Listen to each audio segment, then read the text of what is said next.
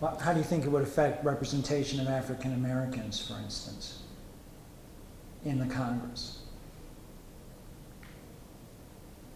Instead of having a majority-minority district, you'd have a proportional system. It might be that there might be fewer minorities in that system, wouldn't there? I feel there would be a greater representation of minorities because it would give chances for parties who could be based on a racial minority or any sort of minority to have a chance to be represented and be part of Congress. What do you think the ideal size of the Congress should be to have representation? The original constitutional provision called for which was about one per 30,000. That'd give us about 10,000 members of Congress today. What's the ideal size to get representation? Do you like the one we have, or would you advocate something else?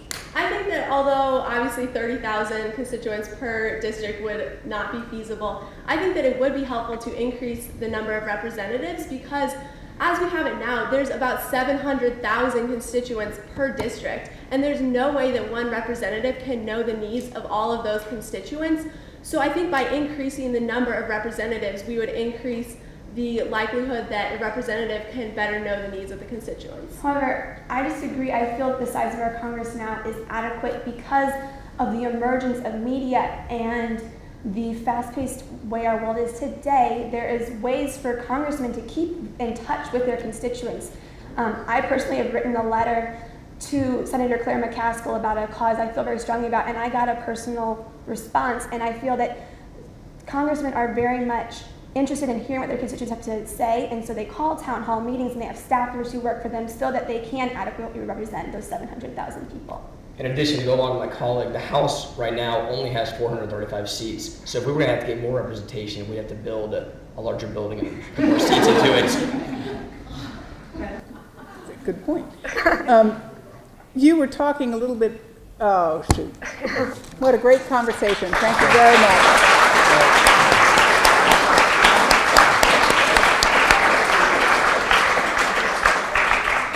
When did we start? All right. I really enjoyed talking with you guys, hearing what you had to say. We got a good, it took a little while, but we got a very nice dialogue going.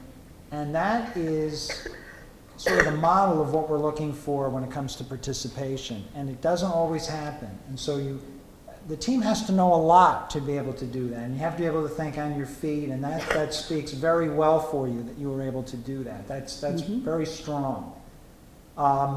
You made a lot of good points in your opening statement. This is the first one, so we didn't know exactly what you might say.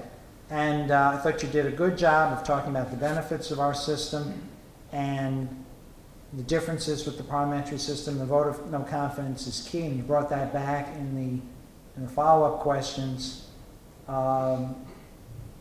You didn't just drop a citation here or there. You explained everything that was, why it was relevant to what you were saying. That's very important.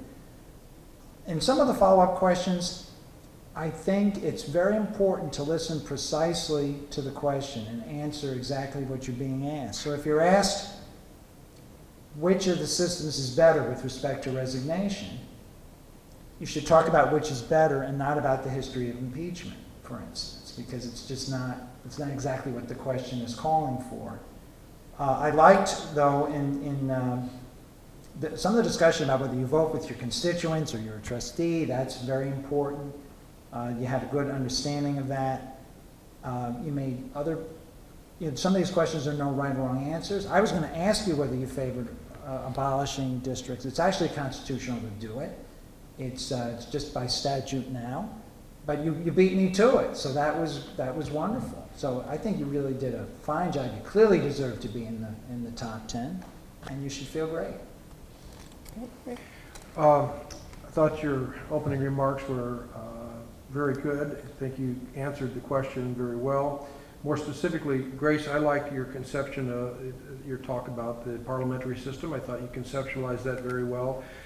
When you brought up Davis versus Vandermeer and Shaw versus Reno, I thought I caught you off guard, but then you gathered yourself and you got that they were both equal protection cases. They were both 14th Amendment. One dealt with partisan, one dealt with race, but you still handled that quite well. And Alex, I liked your talking about your advantages of the parliamentary system. You brought in Margaret Thatcher, the labor controversy. You talked about gerrymandering in the state of Missouri and how in the Jefferson City they make, when they draw the lines, the Democratic districts get more Democratic, the Republicans get more Republican, the districts 1, 3, and 2, but also 9 has been changed dramatically. I know that personally. Talking about impeachment, Alex, was Andrew Johnson, not Andrew Jackson. I realized and I think you knew that, and I've made that mistake myself, just slip of the tongue. Talking about Bart Stupak and the problem he had, and talking about Claire McCaskill. But Claire McCaskill doesn't come up for re-election right away, does she? It's true. That may make a difference in whether you're a trustee or delegate. Leah, I liked your the willingness to talk about changing perhaps the size and maybe that majority districts may not be the best. You're willing to take that, and of course Grace disagreed with you on that. But proportional representation. One of the things, and Alex, you're absolutely right. In 1911, they stopped it at 435 because there are no more seats in Congress. You'd have to build a bigger building. You're absolutely right. So there's nothing magical about that size, and so I think you did a wonderful job. I know you're very well coached, and so congratulations. We're very proud of you, Missouri. Thank you. I don't have much to add. They've hit all these points so beautifully, but let me take the opportunity to say that you did a really excellent job, and I would be very proud to have any one of the three of you representing me in these halls. So I hope you will look around and think of where you are.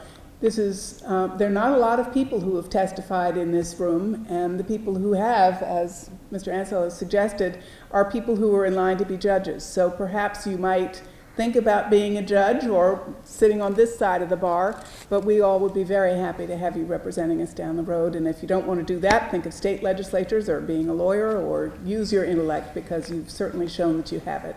Thank you very much. Thank you.